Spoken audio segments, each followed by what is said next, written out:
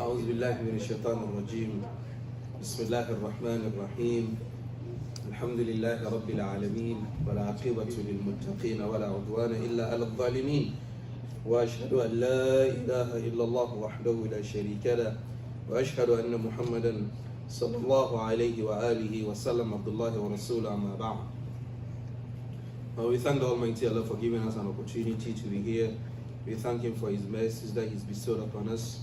We bear witness that there is no deity worthy of worship except the Almighty Allah. We also bear witness that the Prophet Muhammad sallallahu alaihi wasallam is His servant and His messenger.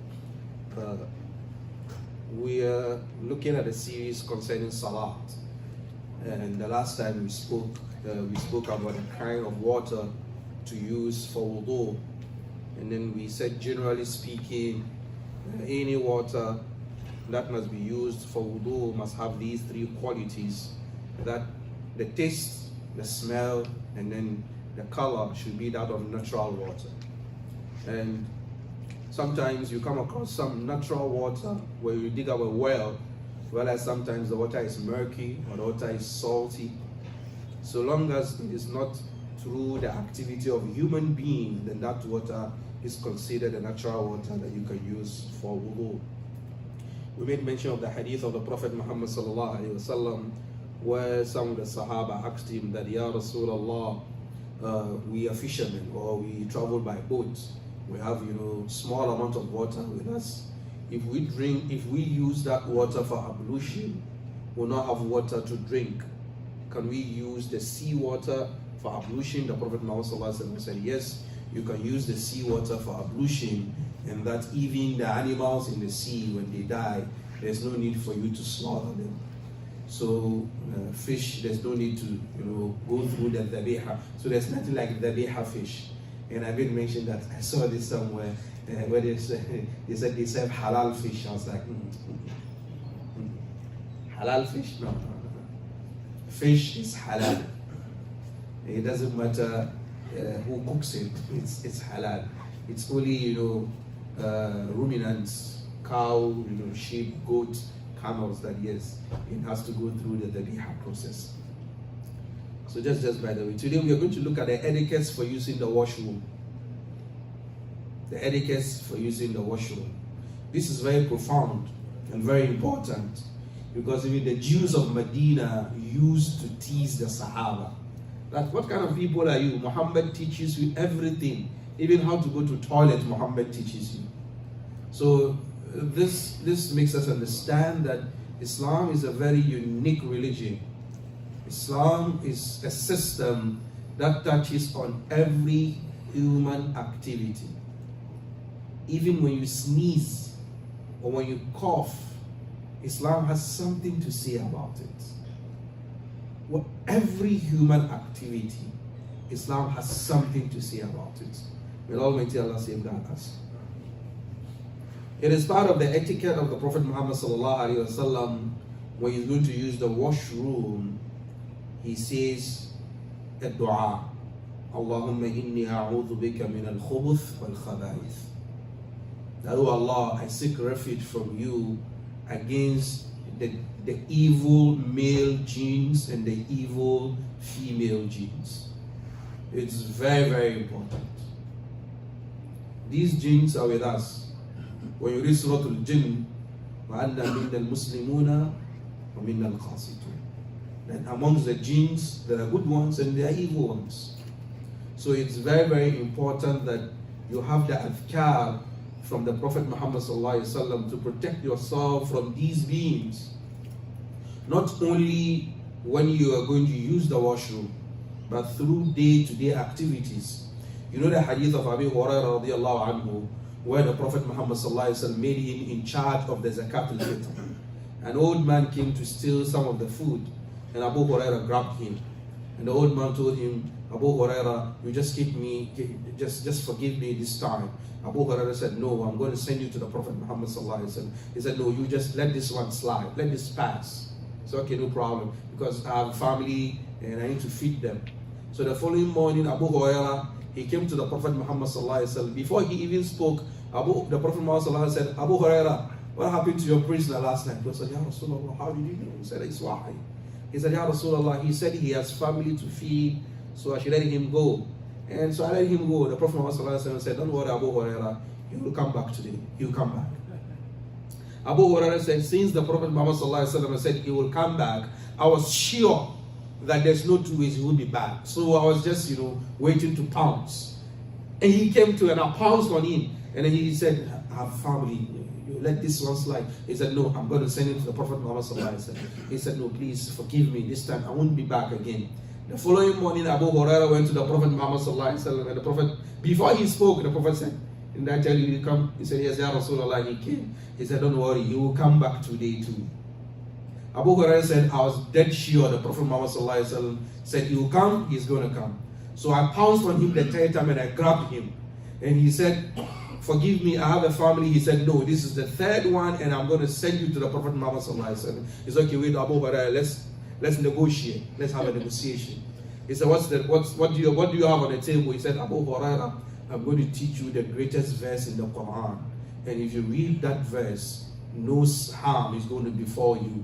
If I teach you that verse, are you going to let me go?" He said, "No problem, teach me the verse." So he taught him Ayatul Kursi.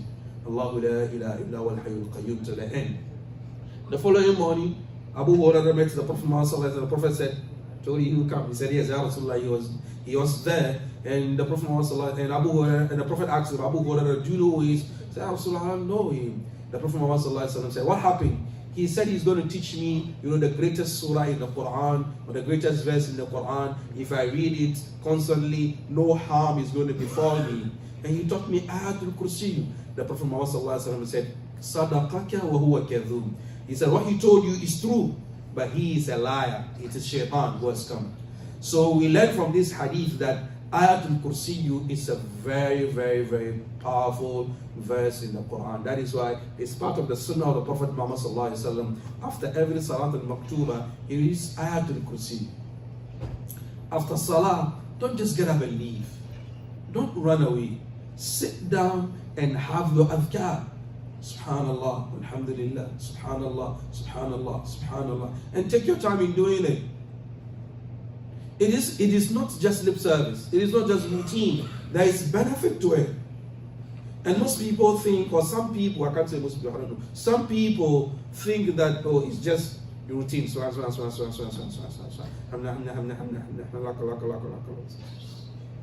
He's gone. No. Take your time and relax. Those words or those phrases, wallahi, are very powerful phrases.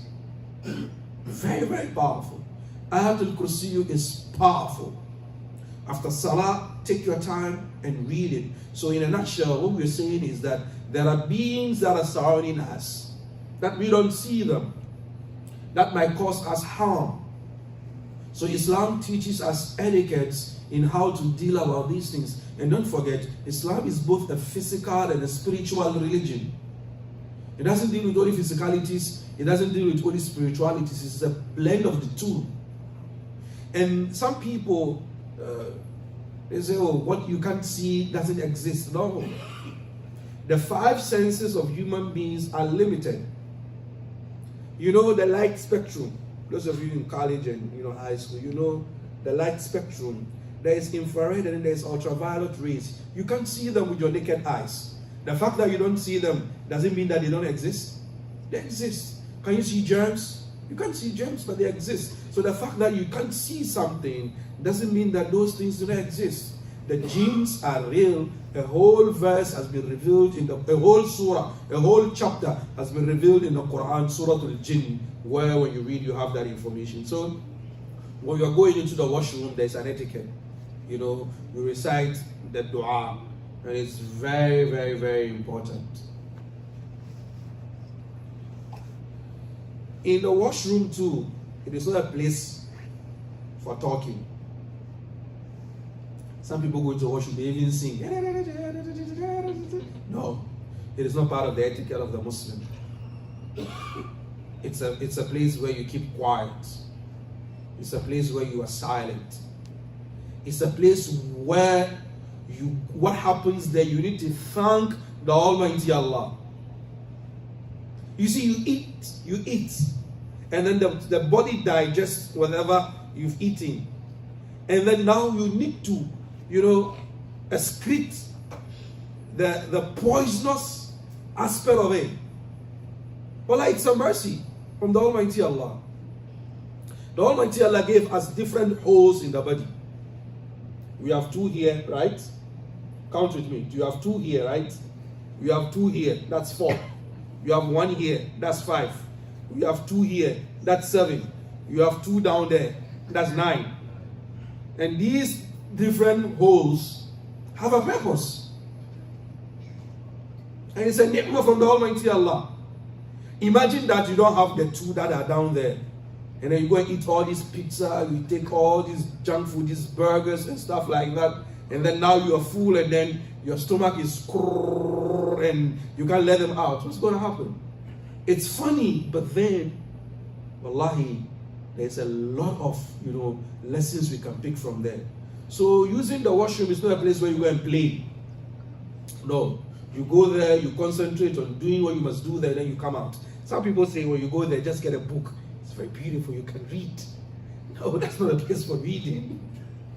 Yes, some people, that's where they go and read. They spend 3 hours there, they read. I don't know what they get there. No, you do what you must. As a Muslim, you don't waste your time. The etiquette is that, yes, you go in there. That's number 1.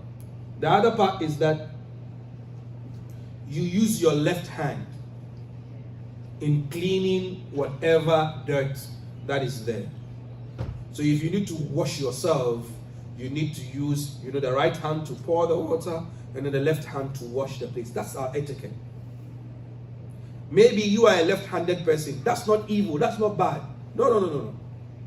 But the etiquette is that you use your left hand and take your time. You need to, take, undo the belt and pull everything down so that you can have that access to wash all the crevices that you have down there. It's very, very important. There are 3 types or 4 types of, I don't know what to call them, that you release. There are 3 or 4 of them. For the male, you have what you call mani, who are our fathers and elders know. That is when you have sexual intimacy with your wife, what you release is what is mani. Or if you have a dream where you are having sexual relations with a woman, what you release is mani. For you, the young ones who are listening to us and then you're already married, young men, close your legs. It's very important, understand this. Close your legs. If you're not married, close your legs. Because wallahi, 5 or 10 minutes enjoyment can ruin your life forever. Don't put someone's daughter in the family way, all because you feel you have the energy, you have the vibe, you have the swag, you can. No, you are a Muslim. Protect your chastity. And some of these things, they are unforgiving. So that's 1. Number 2, we have what we call madhiyu. And madhiyu is what comes out first before the mani comes out. Mani is thick, it's whitish in color, but madhi is transparent and it's colorless, and then it's a little bit sticky like okra. And sometimes when it comes out, you wouldn't even feel like it is out. It comes out due to arousal. When you are aroused, that's when it comes out. It has its own ruling. And then we have what we call wadi. And wadi is in elderly men, people who are in their 70s. And most often it comes out after urine. When they urinate, it comes out. They say it is yellowish in color. I'm not yet there yet, so I can't tell you exactly how it is. But then our teachers taught us that, yes, this is how it looks like. So these are the three, ones that come from the male organ in front. The one that comes at the back, is, we all know that. So the one that comes from the male organ in front, for the wadiyu and then the madhiyu, what you do is you wash the whole place. But for mani, you have to have a bath. Mani, you have to have a bath. But for wadiyu and madhiyu, you have to wash the whole place. Clean it nice and then you do your wudu. For the excreta that comes at the back, you can use water. Sometimes there's a misconception that if water is available, you cannot use tissue paper, you cannot use stones, you cannot use sticks, you cannot do istijmar. We have istinja, which is you use water to clean yourself, and then we have istijmar, where you use stones or anything that is pure and clean. You can do any of the two. It's a misconception that if there's water, you cannot do istijmar. No. Even if there's water, you can do istijmar. So long as the thing you're using to do istijmar is clean, and then it can really clean the place. But then water is best, because water is the best cleaner.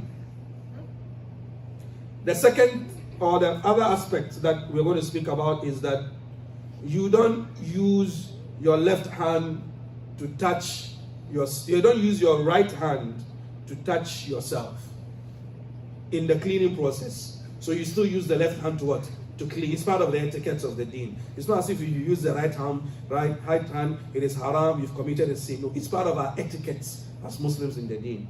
The other etiquette is that you need to conceal yourself when you are So boys, some of you boys, you are together and then you no. We've been boys before, so when I say this, don't laugh. I know it. So find a place, where nobody's going to see you. Maybe, some of the public, bathhouse we have here, sometimes they have stalls, and it's just, some small spacing. If there's nothing you can do about it, then there's no problem. You use those stalls. But then if the WCs they are vacant, you use them. You just close yourself, do your thing, and then even if it's urine, do your thing there, enclose yourself, behind the screens. When you are urinating, take your time. Don't be in a hurry. If you don't take your time, you feel as if that you've urinated, you finish urinating, but then there's some remnants behind. So in a hurry to put on your clothes because you don't want Takbiratul Ihram to beat you, so you are in a hurry, you put on your clothes and then the remaining ones dip into your clothes.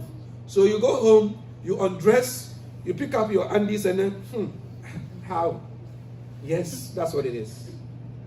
There's a hadith of the Prophet Muhammad sallallahu alaihi wasallam where he was passing by a cemetery, and then the Prophet Muhammad sallallahu alaihi wasallam pointed to two graves. He said these two people are being punished right now in their graves. The first one of them is he doesn't care about his urine. He doesn't care. Just urinates anyhow, anywhere, without following due etiquettes.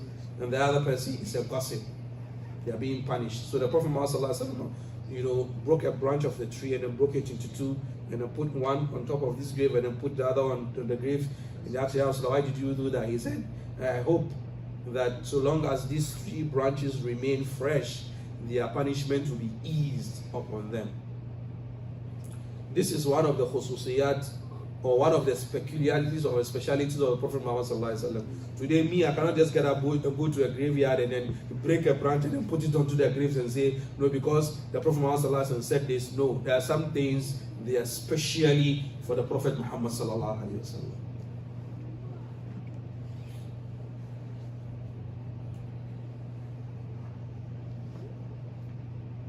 The other point is that you don't do your thing in a stagnant water.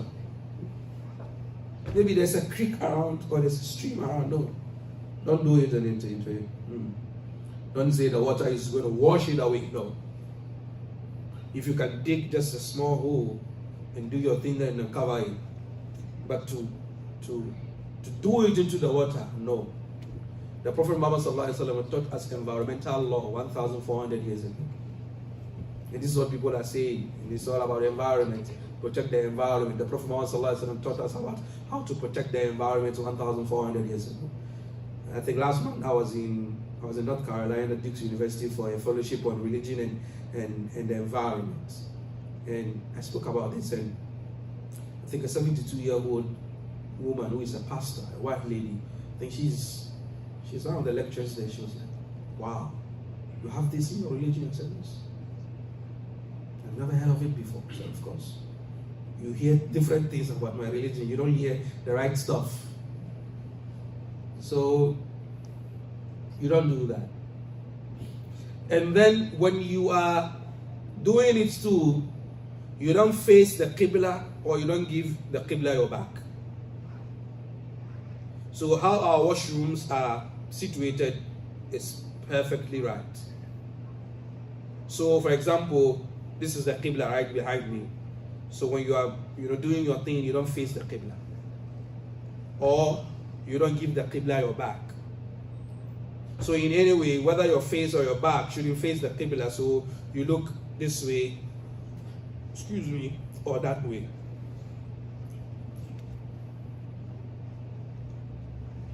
Even though there has been, some difference of opinion between scholars concerning this point, that when I look at the Qibla or when I face the Qibla in, doing my thing, is it haram or is it makruh? But then the predominant opinion is that it is disliked. It's not as if it is haram. It is disliked. And we have some hadith that the Prophet Muhammad explicitly said, no, do not face the Qibla when you are, taking care of yourself, or, give the Qibla your back. But then there's a hadith of, Jabir ibn Abdullah, yes, who said the Prophet Muhammad prohibited us from facing the Qibla when we are, easing ourselves. But the hadith of Ibn Umar said, I mounted, the house, I climbed on top of the roof of the house of Hafsa, and I saw the Prophet Muhammad doing his thing, but then his face, his face sham, and then he's giving the Qibla his back. As how I'm sitting now, the Qibla is my back, and I'm facing this way, and then he saw the Prophet Muhammad do it this way. The scholars have had, all kinds of explanation on that. Some of them said the reason why they said do not face the Qibla or do not give the Qibla your back is when you are in an open space. You are not using the washroom, you are in an open space, then don't face the Qibla and do not give the Qibla your back. But then if you are in an enclosed space like this one, then there's nothing wrong with you if you face the Qibla or you give the Qibla your back. But then some of the scholars are saying even this explanation is a weak explanation. Wherever you find yourself, you just do it, but do not face the Qibla. That's the best, The other thing is, do not do it where people sit, in people sitting places. I saw it yesterday. Someone just, by the roadside, he peed. I was looking at him. So, yeah, Alhamdulillah for the ni'mah of Islam. Do not do that. Do not waste water when you are doing it. Small amount of water is needed, you're done, and that's it. And then there is nothing wrong with people who stand to urinate. There's nothing wrong with it. There's a hadith of Prophet Muhammad where he stood to urinate. Yes. But then sitting down or squatting is the best, because in standing you might have some splash back on you. But either in sitting or squatting, you're able to control the splash back. But then there's nothing wrong when someone stands to urinate. There's nothing wrong with that. Some people feel that even if they've not used the washroom, for every wudu, they must go and use the washroom. No, it's not compulsory. So for example, we've prayed Maghrib, we are going to pray Isha, and then your wudu has not been invalidated or not, there's nothing wrong with your wudu, but then you just want to redo your wudu, it is not compulsory to say, I must use the washroom to wash myself and come back. No, that's one. Number two, when you pass air, you don't wash yourself. Some people think when you pass air, you must wash yourself. No, in passing air, there is no washing of self. No, there's wudu. You do wudu. When you pass air, you do wudu, but then you don't go and clean yourself as if you've done the bigger one. And then finally, so that at least we can have, no, there's more time. So finally in this one. It's so quite good.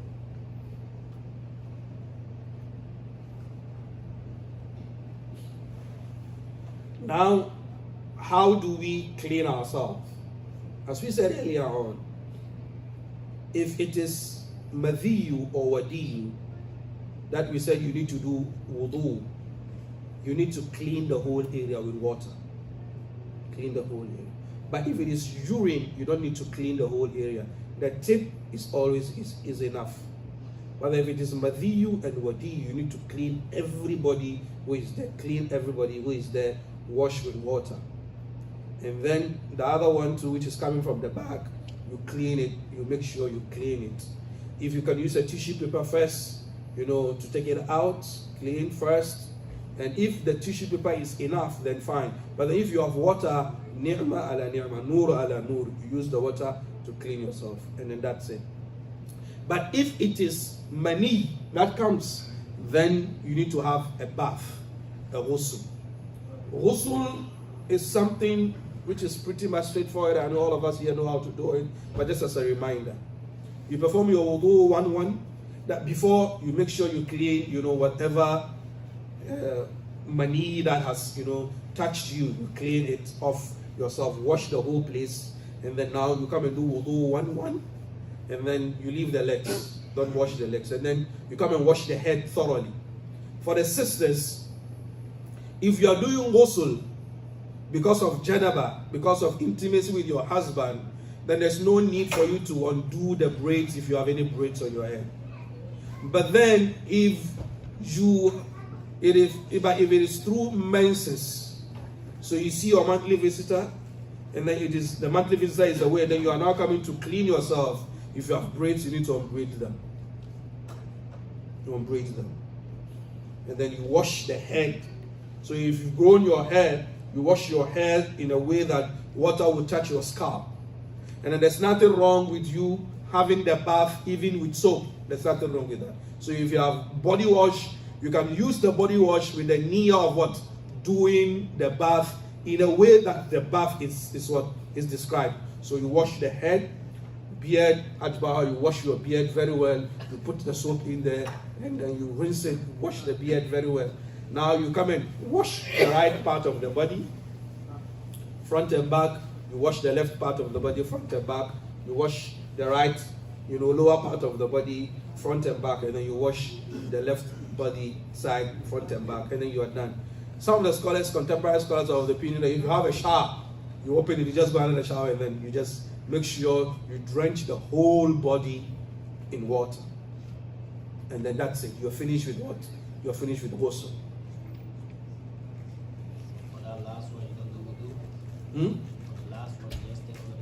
No, it's the same process. You do the wudu before you go into the shower, and then you wash yourself, you wash the whole body. When you are in doubt as to whether you still have wudu or not, we'll come to wudu. Maybe next week we'll look at wudu extensively. When you are in doubt as to whether you have wudu or not, the Prophet Muhammad said, if you are in salah and then you are doubting whether did I pass air or not, The Prophet Muhammad said, do not leave the salah until you hear a sound or you smell. A sound or a smell. So you said hear a sound. Yes. How about if you feel it? If you feel it, yes. If you feel it, thank you very much. If you feel it, you feel the sound that something has happened. If you feel the sound or you hear the sound or you get a smell, then you can leave. But if you don't have any of this, it's a doubt. Continue your salah. You continue your salah. Because in Islam, these doubts do not negate what has already been established. Doubt doesn't negate an established principle of fact. And finally, so that you have time to ask questions, is that these are etiquettes that makes us different and distinguishes us from what other people in other communities. This is our lifestyle. This is what we do. This is how we do it. And it's very, very important as a Muslim that you identify yourself with the Prophet Muhammad sallallahu alaihi wasallam. You follow in his etiquettes. The Sahaba said that the Jews in Medina used to tease them that Muhammad teaches you everything, even how to go to toilets. They said, yes, Muhammad teaches us everything. When we go to toilet, this is how we do it. This is how we do it. This is how we do it. That's how we do it. And within the general sphere of things, this is our identity as Muslims. And we are a different group of people. And there's nothing wrong with being different. They say it now in America. There's nothing wrong with being different. So when we say we are different, why should we have a problem when we say we are different? I think if you have any questions, we'll... Now. No, maintain it. So this is general. Well, you clean yourself out without a water. No. And you feel like a little drip. Is it okay to use the water to? Yes, when you have some droplets on your body, on your clothes, yes, you use the water to just rinse it off. If they are droplets, but if it is a sizable amount, maybe the thing has you are pressed, you get into the washroom, you are trying to run, you soiled yourself, or you just give it about 1 ml. Then you need to wash. You need to wash. But then if it's just some drop or droplets, then you use the water to just sprinkle. It's the same thing with mani. For example, if you sleep in your dress or your pajamas, and then you sleep and then you have some mani on your dress. If it is something small, if it is dry, you can just use a quarter to just scrape it off. There's nothing wrong with that. But if it is a sizable amount, then you need to wash what? You need to wash the dress. That is number one. Number two, if you have any najasa, any impurity on your clothes, and then you are able to find the exact place where the najasa is or the impurity is, you just wash the place. But then if the najasa had spread, you just wash the whole one. You just wash the whole dress. Now, answer.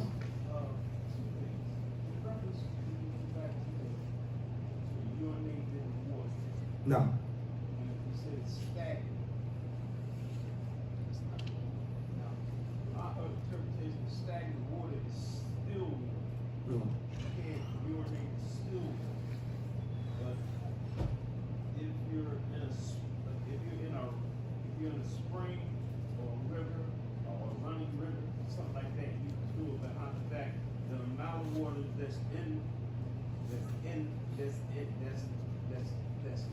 Yes. And it's running will purify. Yep. Purify whatever you put in as far as the urination. Yes, I get the point, and thank you very much. It's a very good point. The point is this: we said you don't urinate in the stagnant water. Water doesn't move. Whatever water that moves, maybe a spring, a river that moves, the amount of water that moves is going to wash this away.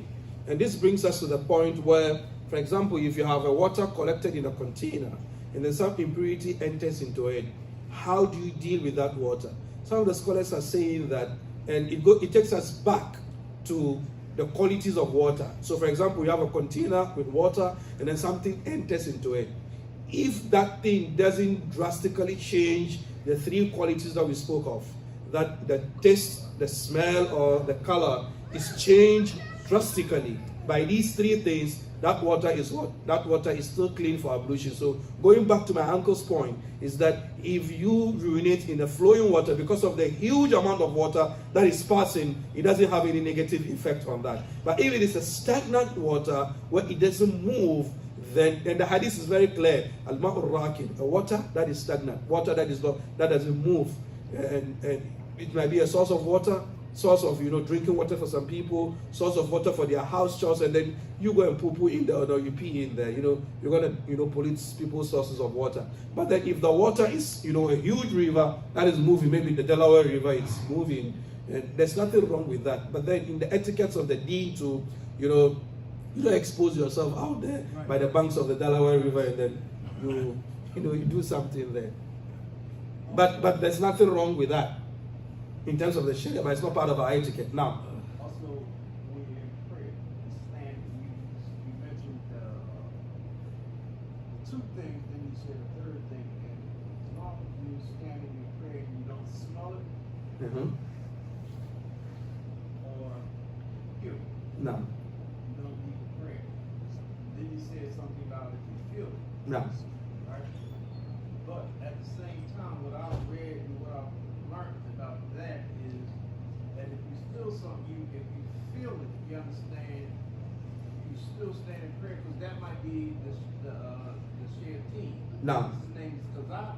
No, You understand? Playing with you. no, You know what I mean? You play him, play with you down there to make you think. no. This wants something that's going on. Yes, thank you very much for that point too. We said that when you smell it or when you hear the sound, sometimes you can feel the sounds. It might not be loud, but you can feel some titr that has happened. You might feel something like that, and that is legitimate. But what my uncle is pointing to is that sometimes shaitan plays with you in that aspect. So if it is not something that you are evidently clear on it, don't leave the salah. So the point is that you must be certain that yes, this is what has happened. So if you are pretty certain that this is what has happened, that is the import of the hadith. But if it is not pretty clear that no, I've not felt anything, I didn't hear anything, and I didn't smell anything, continue with your salah. So thank you very much for those. These are not questions, these are lessons and education. Thank you very much. Yes, come to you. If you stand up while peeing and it's splashback, Come again. If you stand up while peeing and it's splashing, you have to change that clothes. Yes, as we say, he's asking if you stand and pee and then it splashes back to you, do you change that clothes? It takes us back to Haji's question that if it is droplets, you just rinse the place. You just rinse the place. But if it is so profound, for example, some of you wear tight-fitting clothes, so you go into the washroom and then it's tight in you, young man, and then you want to pull down, and by the time you realize you've given 2 gallons already on your body, then you need to wash the place. So you can use the washroom, just wash the water, wash the place so that the smell is no longer in the clothes, or the level of the smell is reduced, because you might not have you must not have soap to wash the place. So in general, if impurities touch your dress or your clothes, if it is something that you can see, just wash it off. But if it is something that has dispersed all over the body, then the whole dress must be washed.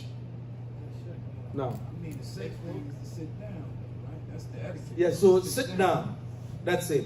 Just sit down. That's better. And then it even eases and makes it easier for you. The flow comes out easier. More healthy. Yes, and it's more healthy. It comes out easier. Now, You said I'm out to stand and take this crowd. And because sometimes you go somewhere, you don't have the luxury of No. especially where we are now. Sometimes you go in No. the restroom, Yes. and you can't just sit on the ground. The restroom that is clean, you want to put water on the floor. You say really, what's your like? yes, the question is it really compulsory that you must sit to have your wudu? Yes, the original etiquette is that you sit, on a chair or whatever to have your wudu. But then, if it is not possible to sit, you stand, la haraj. There are some things in Islam that it's not black and white. Islam gives us some room through which we can maneuver. So, for example, it's not as if the place is, prepared like how we have our wudu place where you can sit and have access to the tap water. It's just a sink that is standing there. So you stand and then you wash. Even when you're going to wash your leg, you have to pull the leg, raise the leg and put it into the sink to wash. There's nothing wrong with that. There's nothing wrong with that. You can stand and have your wudu. You can sit or squat and have your wudu, depending on the situation you find yourself in. Yes. So like after the intercourse, like do you have to have to go straight to the bathroom and handle your business, or can you like wait some time? The young man is asking questions that belong to his father. He said, after intercourse, do you have to go straight to bath, or what's going to happen? Let me be very blunt because the question is very blunt. After intercourse the first time, and if you have an intention of going back again to have another intercourse with your wife, you perform wudu. You perform wudu. It's the sunnah of the Prophet Muhammad sallallahu alaihi wasallam. When he wants to go back to his wives for the second time. I need to know. I have to be ready. So he performs wudu to go for the second time. That's one. Number two, there is no rush after having your intercourse with your wife, and then there's no rush in going to perform what your ghusl, because Aisha said the Prophet Muhammad sallallahu alaihi wasallam sometimes will wake up at Fajr junub, and then he performs his ghusl before he goes to pray Fajr. So there's no rush, there's no hurry in that. Okay, that's the question for now. When you take a wudu, you take socks off. Now, And after you press so, now, you take the socks off. now. And then put on again. You see that wudu. He's asking, when you do wudu and then you put your socks on, then after zuhur you take off the socks, and then can you put it back? Using the socks is for 24 hours. Yawm wa layla. The Prophet Muhammad gave, if you are sitting at home, yawm wa layla, that is when you can keep on the socks on you. But the moment you take off the socks, that's it. That is nullified. You need to do a new wudu to for the new salah. Because so long as you've taken the socks off, that's it. But if he didn't break his wudu, he's still. If you didn't break your wudu, then it's still valid. If you didn't break the wudu, it's still valid. Okay? If you break the wudu, then that's a problem. So what about if you take a wudu, put the socks on, Mm-hmm. and your boot on, Mm-hmm. and you take your boot off. Mm-hmm. After you pray, put your boot on. Now. You take your boot off. Mm-hmm. You break it. You break your wudu. You take another wudu. Put your boot on again. On what did you wipe? The sock or the boot? The boot. Just put it like you take a wudu. Mhm. Put your boot on. Mm-hmm. You press so. So you take your boot off, Mm-hmm. but your wudu break. Now. Is it possible to put a book on it and take another wudu? I still don't get it. Come again. So I did the book or not? Okay, fine, I get it. You do your wudu and then you put on your socks, and then later the wudu is nullified. If you are performing a new wudu, you can still wipe on the socks. Okay? You can still wipe on it because you're giving that time frame of 24 hours, yawm wa layla, day and a night, to maintain that sock or maintain that khuf for 24 hours. So for example, with that Maghrib, and I have my socks on and then my wudu is nullified, if I'm going back to redo my wudu, there's no need to take off the socks to wash the leg again. I just wipe onto the socks. I hope you get it. Within a 24-hour period. That is for someone who is a resident of Philadelphia. But when you travel, you are given a 3 days and a 3 nights of chance. So Salaat al-Yawm wa Layla, if you are traveling, it's 3 days. But when you are in home, it's 1 day. I hope you get it. Yeah. So, for example, this morning, you're going to your work, you perform your wudu, going out for work or whatever, and then you perform your wudu, you do your nafila, you leave. It's time for zuhur, you realize that no, my wudu has been nullified. You don't take off the socks. You do your wudu and then you wipe on the socks. Asr time, your wudu is nullified. When you are performing your wudu, you don't take off the socks, you wipe on it. It's the same thing for Maghrib, it's the same thing for Isha within a 24-hour period. After that 24-hour period has elapsed, if you're going to perform wudu now, you need to take off the sock and perform the wudu originally. I hope we get it. Now. How about if you wipe over your shoes, right? If you wipe over the boot, then I need to research on that. Because it's the boot that you wipe off. And then you take it off. But for the socks, it's something there. Yeah, we So understand that. yes. So for the boot, I need to research on that. It's the same, Because you'll be taking off the boot. So that's also another point. it's the same as you take off the sock. The same thing applies to the boot. Now, if you make a boot with the sock, let's say you had the sock on, and then put your boots on, right? And then you break wudu. Now, if you still got your boots on, you can sit there and make wudu with your boots on. But once you take those boots off and you break it, you can't put the boots back on until you make wudu with your Yes, that was my headache on that. That is why I was hesitating to answer that, because my headache is that when you take off the socks originally, or you take off the boot, then that's where the discrepancy comes in. So I'm a little bit confused there myself. So let me relax, and then in the field of dawah, you don't give an answer that you don't know. What we're saying is you make wudu over the boots. You're No. good, but now you come to pray in the summer. In the summer, they don't allow you to pray with your boots on, so you take your boots off. So that's the question. Yes, so you wipe on your boot, and then you come into the musalla to pray. The musalla doesn't allow you to come with your boot. You need to take off the boot. So if you take off the boot, does it mean that the wudu that you already did is in nullified, is still there? That's the question, and I don't know. I need to ask now. Because for the socks I know, but for the boot I'm still trying to yes. But I can't answer that. I need to research myself. He said, Allahu Akbar. Allah Alam. Thank you very much. When you come on Salat, let's say for Salat al-Dhuhr or Salat al-Isha, and you use two rakah, you get the last two rakah. Now, And the tashahhud, you're supposed to read the tashahhud, the Imam doing the Salat al-Ibrahim, right? now, For the last, can you do the Salat al-Ibrahim on the two and get up and pray the two Salat al-Ibrahim? he's asking that, in Tashahhud al-Akhir, the last Tashahhud, you do Salat al-Ibrahimiyya. But in the first Tashahhud, you don't do Salat al-Ibrahimiyya. But here is the case, you have come to the Masjid, the Imam is in the last, Tashahhud, which now becomes your first Tashahhud. So it's your first Tashahhud. There's no need for you to do Salat al-Ibrahimiyya. Because you have a second Tashahhud, which becomes yours. That's when you bring in your Salat al-Ibrahimiyya. Now. So Salat Ibrahim, you cannot do it in the first two rakah? Yes. No, it's not about compulsory, but it's how the Salat is designed. That's how the Prophet Muhammad taught us to pray. So let's just follow that. That in the last tashahhud, that's where he does the Salat al-Ibrahimiyya. So that's it. Sometimes in Islam you just do it. Yeah, but understanding when you come into the salah, whenever you catch that become automatically your first rakah. Now, Yeah. yes, So that's how you take it. yes. So automatically when you come to meet, that's yours. Yes.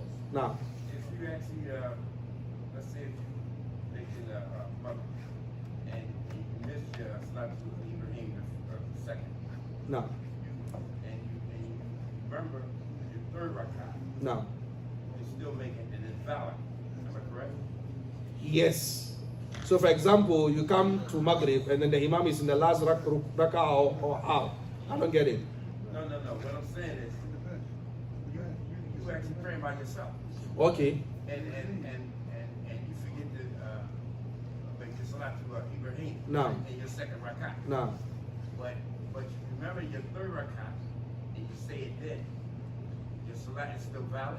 actually the Salat Ibrahim is not in the second rak'ah, it's always at the last. Yeah, that's what I'm saying. Yes. So So it's still valid. it's still valid because that's the place you're supposed to do it. Right. You're supposed to do it in the last rak'ah, Right. not in your first tashahhud. It's always done in the last tashahhud.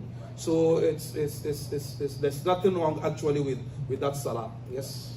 Say you come to Maghrib, right? And the Imam only got one rakah done. Mhm. It's the second rakah you come. No. Everybody's in the first tashahhud. You come again. Like, it's the second rakah, right? Don't go beyond the speed limit. Speak to me slowly. We come to Maghrib, right? Uh-huh. It's the second rakah. Everybody's on the first tashahhud, Yes. right? And you come and pray. Now. Everybody's on the first tashahhud. What do you do? Okay, you still there, no, you do the tashahhud. So his question is that You come and then meet the Imam in Maghrib, and then he is in his what? In the second rak'ah. And then you come, that's your first rak'ah. Obviously, they will sit down and then do the tashahhud. You also sit down. So don't sit down and keep quiet. Sit down and then do the tashahhud. There's nothing wrong with that. The issue with that is that since you are late, obviously there are consequences for being late. So that's the consequence for being late in the salah, that you need to do things that originally you will not be doing, because in the first rak'ah you don't have to sit for any tashahhud in the first rak'ah normally. But because you are late in the salah and the imam is in his second rak'ah and you are now joining the imam, and then you don't have any option. So long as you are joining the imam, you need to do exactly what the imam is doing. You don't have any freedom to do whatever you want to do until the imam does his salam, and then that's when you are free to what? To bring back or to make up or to fill up whatever you've lost. Okay, so you do your tashahhud in there. So in the end, you will have 3 tashahhud, right, in Maghrib. Okay, what advice can you give us during Salah? Now, Your mind drifting. yes, All yes. the time. Now, Is it possible for you to go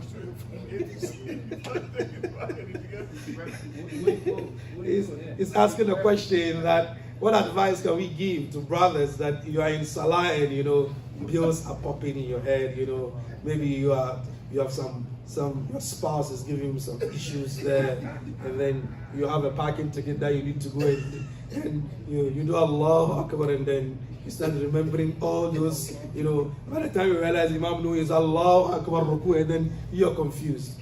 ذَلِكَ خِنْذَبْ. Seek refuge. Yes, ذَلِكَ خِنْذَبْ. Someone came to the Prophet Muhammad and said, Ya Rasulullah, I'm having all these issues in my salah. And the Prophet Muhammad said, ذَلِكَ خِنْذَبْ. This is the name of the shaitan that disturbs you, specifically in salah. So when that happens, you just seek refuge. A'udhu billahi minash shaitanir rajim. And then that's it. So try as much as possible. Yeah, I know it's tough. It's not easy. It's not easy. Anybody can pray like that without talking about No. There's nothing. There's nobody like that. There's nobody like that. Because we're humans, and then we have all these. Let me give you a joke on this one. They say there's an imam who has his last money, a coin, 1 cedi coin in his pocket, but then he doesn't know where the money is. So he came and then stawu. Allah Akbar, Alhamdulillahi Rabbil Alameen, Ar-Rahman Ar-Rahim. And then he remembered all the problems he has, and he remembers that money. So he felt his breast pocket to check if the money is there. Ar-Rahman Ar-Rahim, the money was not there. He said, Malik Yawmiddin, Iyaka na'budu wa iyaka nasta'in. He touched the right pocket down here, and there was nothing there. Was like, When he got here, one of darling Amin, he touched and he felt the money was there and said, And Almighty Allah safeguard us. It's not easy. It's not easy. And that is why after Salah, what's the first thing you do? Astaghfirullah, Astaghfirullah, Astaghfirullah. You make this like a joke, something that's not joke.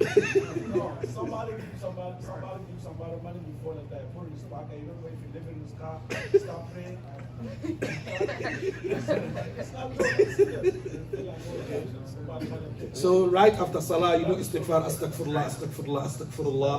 After that, you do your adhkar. You take your time to do the adhkar. After that, you do the nafilah that comes after what? The Salah. Because on the day of Qiyamah, the first thing that will be checked is our Salah. If the Salah has issues, they look into our nafilah to what? To fill all those holes that are in the Salah. So it's very, very important. Let's give Allah that quality 20 minutes for each Salah. From wudu to what? To the nafilah. Give Allah that 20 minutes. So 20 times 5 in a day, that's about 100 hours. That's 1 hour, 40 minutes a day. Give Allah that. Take your time. Do your wudu well. That is why we started from using the toilet, washroom. Take your time there. Have it clean. Come into the salah. Yes, the thoughts will be there, the swaying thoughts, the bills that you owe, the problems that you face. It's there. There's no running away from it. And so the Almighty Allah who stipulated this ibadah for us gave us ways and means through which we can what? We can rectify the problems that we face in Salah. So right after Salah, astaghfirullah, astaghfirullah, astaghfirullah, you take your time, you do your adhkar. At the same time, apart from it being protection from the Almighty Allah, a way for us in our sustenance. Wallahi, let's give one thing before we pray. One day, Hassan al-Basri, who was born during the time of Umar bin Khattab, was teaching his students in the class. And then a man came in, he said, Ya Taqiyya ad-Din, things are difficult for us. He said, istighfar. Another man came in, he said, Ya taqiyya I want to get married. He said, istighfar. Another man came in, he said, Ya taqiyya I'm a businessman and the economy is very, very difficult. He said, istighfar. Another man came in, he said, I'm a farmer, there are no rains, istighfar. After these people had left, the student asked him, Ya Sheikh, these guys all came with different problems, but you gave all of them Advil or Tylenol to take for their pains. He said, haven't you people read the Quran where the Almighty Allah said, فَقُلْتُ اسْتَغْفِرُوا رَبَّكُمْ إِنَّهُ كَانَ غَفَّارًا يُرْسِلِ السَّمَاءَ عَلَيْكُمْ مِدْرَارًا وَيُمْدِدُكُمْ بِأَمْوَالٍ وَبَنِينَ وَيَجْعَلْ لَكُمْ جَنَّاتٍ وَيَجْعَلْ لَكُمْ أَنْهَارًا مَا لَكُمْ لَا تَرْجُونَ لِلَّهِ وَقَارًا. You do istighfar, the Almighty Allah forgives us our sins. Istighfar, He sends down rain. Istighfar, He gives us children. Istighfar, He gives us money. Istighfar, He gives us rains. Why don't you go back to the Almighty Allah? The problem is that our istighfar itself needs istighfar. That's the problem. Why? I'm in a hurry, there is a client waiting for me. The one who is going to endorse the business deal is in the masjid and then you are running outside. That's the irony. The one who is going to endorse and then make sure that that deal is signed and then you get that $10 million contract you want is the one who is in the masjid. But you're in the masjid, I'm in a hurry to go out. To do what? ربنا آتنا في الدنيا حسنة وفي الآخرة حسنة وقنا عذاب النار وآخر دعوانا أن الحمد لله رب العالمين والسلام عليكم.